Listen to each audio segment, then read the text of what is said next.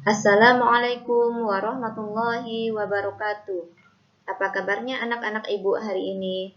Bertemu kembali bersama saya, Ibu Dwi Novianti. Pada hari ini, kita akan masuk pada materi sholat.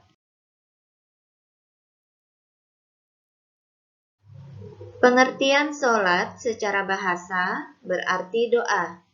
Sedangkan secara istilah, sholat itu berarti serangkaian ucapan dan gerakan yang tertentu yang dimulai dengan takbir dan diakhiri dengan salam sebagai sebuah ibadah ritual.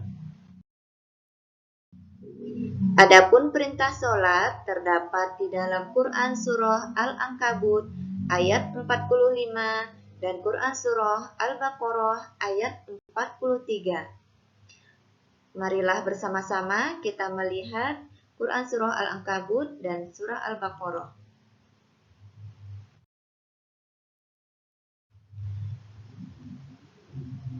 Quran Surah Al-Ankabut ayat 45, yaitu sholat mencegah pada kejahatan. A'udzubillahi minasyaitonirrajim. Bismillahirrahmanirrahim. Utlu ma uhiya ilaika minal kitabi wa aqimus sholawah. Inna sholawat tanha 'anil fahsai wal munkar wa la dzikrullahil akbar. Wallahu ya'lamu ma tasna'un. Artinya, bacalah apa yang telah diwahyukan kepadamu, yaitu Alkitab atau Al-Quran, dan dirikanlah sholat. Sesungguhnya sholat itu mencegah dari perbuatan-perbuatan keji dan mungkar.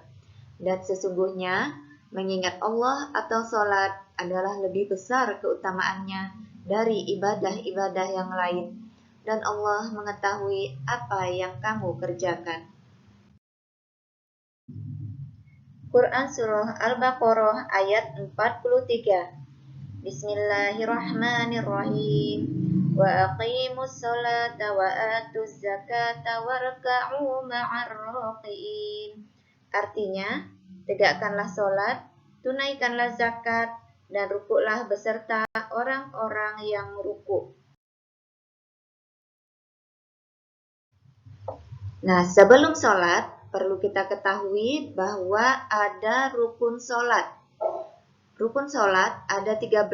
Yang pertama, hendaknya mengucapkan niat di dalam hati. Kemudian yang kedua, berdiri bagi yang mampu.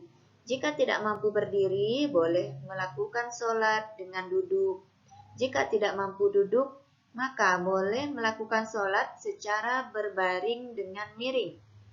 Kemudian yang ketiga, mengucapkan takbiratul ihram. Yang keempat, membaca surah Al-Fatihah, yang kemudian diikuti dengan surah pendek. Kemudian yang kelima, melakukan ruku serta tumakninah. Yang keenam, iktidal serta tumakninah. Ketujuh, sujud 2 kali dengan tumakninah. Kedelapan, duduk di antara 2 sujud dengan tumakninah. Kesembilan, duduk akhir. Kesepuluh, membaca tasyahud akhir. Kesebelas, membaca sholawat atas Nabi Muhammad. Kemudian yang ke-12, memberi salam yang pertama, yaitu ke arah kanan. Kemudian yang ke-13 adalah menertibkan rukun.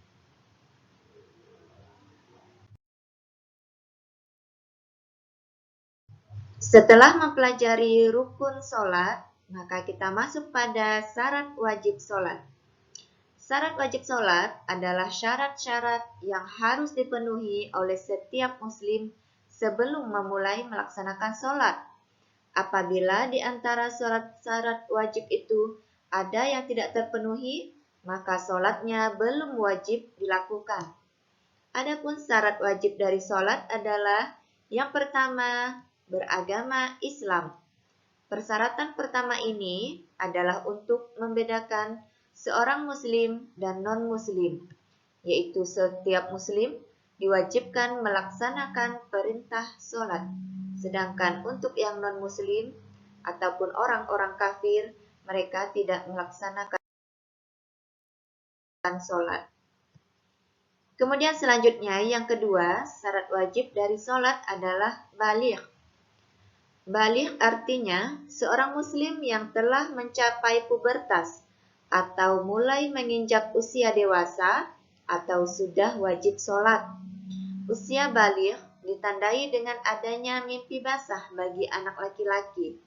Sedangkan bagi anak perempuan, usia baligh ditandai dengan dimulainya masa menstruasi atau haid.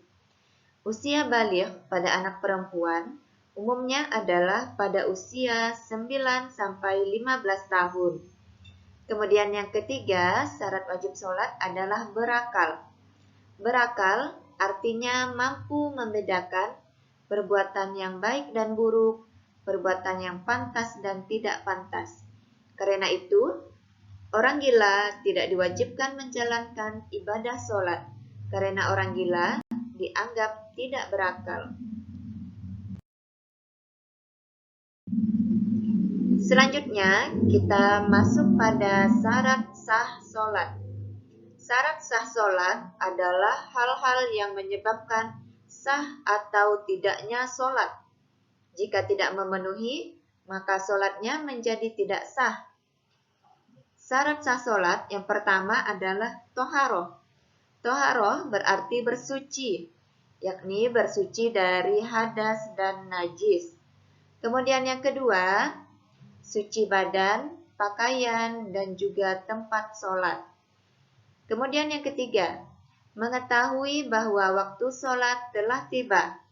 Adapun masuknya waktu sholat itu ditandai dengan dikumandangkannya azan. Yang keempat, syarat sah sholat adalah menutup aurat. Aurat merupakan bagian tubuh yang wajib ditutup atas perintah Allah Subhanahu wa Ta'ala dan Rasul-Nya. Tidak sah sholat seseorang apabila saat sholat auratnya tidak tertutup. Adapun batas aurat laki-laki yakni antara pusat dan lutut. Sedangkan perempuan adalah seluruh badan kecuali wajah dan telapak tangan. Kemudian yang kelima, haruslah menghadap kiblat. Kiblat umat muslim adalah arah Baitullah atau Ka'bah yang berada di Mekah. Mengapa kita harus melaksanakan sholat? Di bawah ini terdapat 5 alasan dasar kenapa kita harus melaksanakan sholat. Yang pertama, sholat merupakan salah satu rukun iman yang paling penting dan amalan yang pertama kali akan dihisab. Yang kedua, sholat adalah tiang agama. Yang ketiga, sebagai pernyataan perwujudan kesadaran dari yang tercipta atau manusia kepada Sang Maha Pencipta atau Allah Subhanahu wa Ta'ala atau yang disebut dengan Al-Khaliq.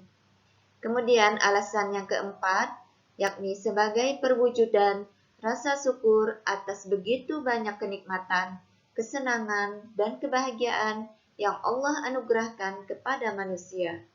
Dan yang kelima, sebagai sarana untuk berdoa, meminta ampunan, ataupun dosa-dosa yang telah kita perbuat.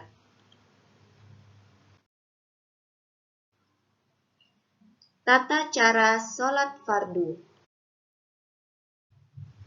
Berikut ini terdapat gambar tata cara melaksanakan sholat 5 waktu beserta gambarnya. Yang pertama, melakukan atau mengucapkan niat sholat. Kemudian urutan yang kedua yaitu takbiratul ihram. Ketiga, membaca iftitah. Keempat, membaca Al-Fatihah. Kelima, membaca surah yang dihafal. Keenam, melakukan ruku. Kemudian yang ketujuh yaitu melakukan iktidal. Kedelapan, sujud yang pertama. Kesembilan, duduk di antara dua sujud. ke-10 melakukan sujud yang kedua, ke-11 bangkit berdiri untuk rakaat selanjutnya. Kemudian yang ke-12 duduk tasyahud. Kemudian yang ke-13 adalah melakukan salam.